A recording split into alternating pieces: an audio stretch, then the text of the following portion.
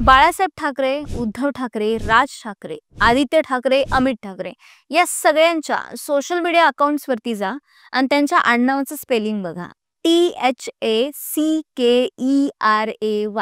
या स्पेलिंग नुसार त्याचा उल्लेख ठाकरे असा होतो. ठाकरे या उच्चारानुसार स्पेलिंग कसं पाहिजे होतं? THAKARE. पण ठाकरे आडनावाचं स्पेलिंग थोडं वेगळंच दिसतं. ठाकरे कुटुंबीय त्यांच्या नावाचं स्पेलिंग हे असं वेगळं लिहिण्यामागे एक इतिहास आहे. पण ठाकरेंचं आडनाव आधी वेगळंच होतं. आता मराठीच्या मुद्द्यावरनं ठाकरे मूळचे कुठले आहेत, ते कुठून आलेत, त्यांच्या आडनावाचं ब्रिटिश कनेक्शन आहे, असे सगळे मुद्दे चर्चेत येत आहेत आणि त्यामागचा इतिहास नेमका खरा काय आहे हे या व्हिडिओमध्ये सांगणार आहे. त्यामुळे हा व्हिडिओ शेवटपर्यंत नक्की पहा. ठाकरेंचं आडनाव आधी ठाकरे असं नव्हतंच आणि ते सुरुवातीपासून मुंबईतले देखील नव्हते. बाळासाहेबांचे वडील म्हणजेच प्रबोधनकार केशव सीताराम ठाकरे यांचा जन्म हा रायगड जिल्ह्यातल्या पनवेल इथं झाला होता. त्यांचं आधीचं आडनाव हे पनवेलकर असं होतं. प्रबोधनकारांनी त्यांच्या आत्मकथेत असं सांगितलंय की ठाकरे घराणं हे चांद्रसेनीय कायस्थ म्हणजे सिकेपी आहे. नाशिक जिल्ह्यामध्ये धोडप नावाचा एक किल्ला होता. त्या किल्ल्याचे ते किल्लेदार म्हणजे ठाकरे घराण्यातले पूर्वज इथले किल्लेदार होते. त्यांनी इंग्रजांशी निकराची लढाई केली होती आणि तेव्हा त्यांचं आडनाव हे धोडपकर असं होतं. केशव सीताराम ठाकरेंचे पंजोबा म्हणजे कृष्ण माधव धोडपकर हे रायगड जिल्ह्यातल्या पाली इथं राहत होते.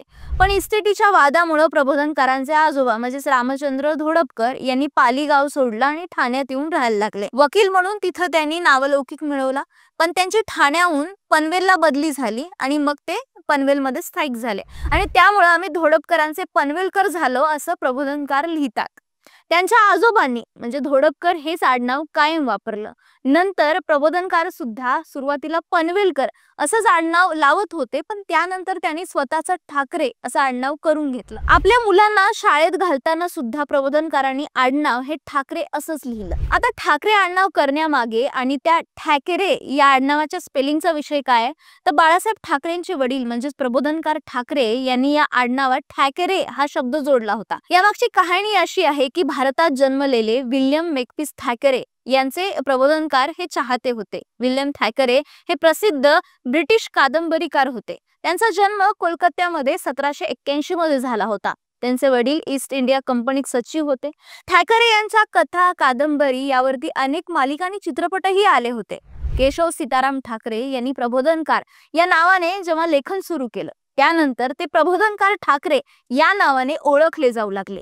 भारत सरकारने त्यांच्या नावाने 2002 मध्ये पोस्टाचं तिकीटही काढलं.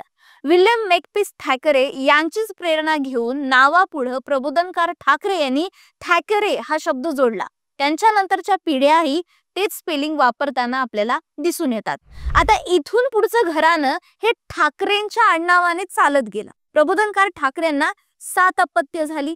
पमा टिपणीस, सरला गडकरी, सुशीला गुप्ते, संजीवनी करंदीकर आणि सुधा सुळे आणि 3 मुलं बाळासाहेब ठाकरे, श्रीकांत ठाकरे आणि रमेश ठाकरे. यातले हे रमेश ठाकरे हे अविवाहित होते. ते कधीही राजकारणाच्या पटलावरतीही चर्चेत आले नव्हते. 1999 साली त्यांचं निधन झालं. तर दुसरे पुत्र बाळासाहेबांनी शिवसेनेची स्थापना केली तर श्रीकांत ठाकरेंनी कला क्षेत्रात नाव कमवलं. त्यांना संगीत विषयाची मोठी जाण होती. अनेक चित्रपटांना त्यांनी संगीत दिलं. उद्धव ठाकरेंच्या आई मीनाताई ठाकरे आणि राज ठाकरेंच्या आई कुंदाताई ठाकरे या दोघी सख्या बहिणी आहेत. ठाकरे कुटुंबातले 2 चुलत भाऊ म्हणजेच उद्धव ठाकरे आणि राज ठाकरे हे एकमेकांचे तसे मावस भाऊ सुद्धा आहेतच.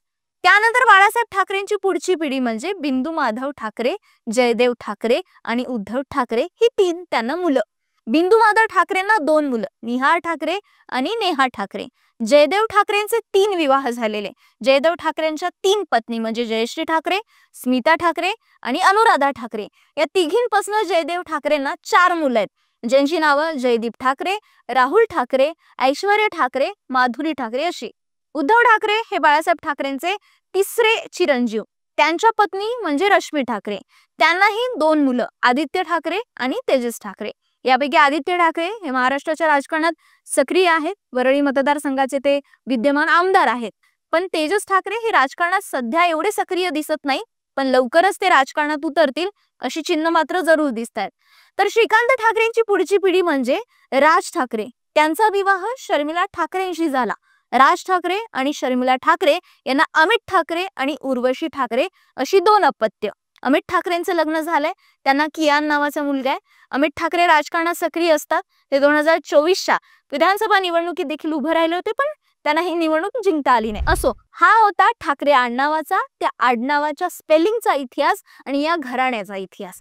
याच घराण्यातील एकाच घरातील 2 ठाकरे 19 वर्षांपूर्वी वेगळे झालेले, पण आता मराठीच्या मुद्द्यावरती हे दोघही ठाकरे बंधू आता एकत्र आलेत. महानगरपालिकेच्या दृष्टीने ते युती करतात का हा राजकीय विषय झाला, पण या निमित्ताने पुन्हा अधोरेखित झालं की ठाकरे कुटुंबाचा प्रभाव गेल्या 5 ते 6 दशकांपासून महाराष्ट्रावरती आजही आहे.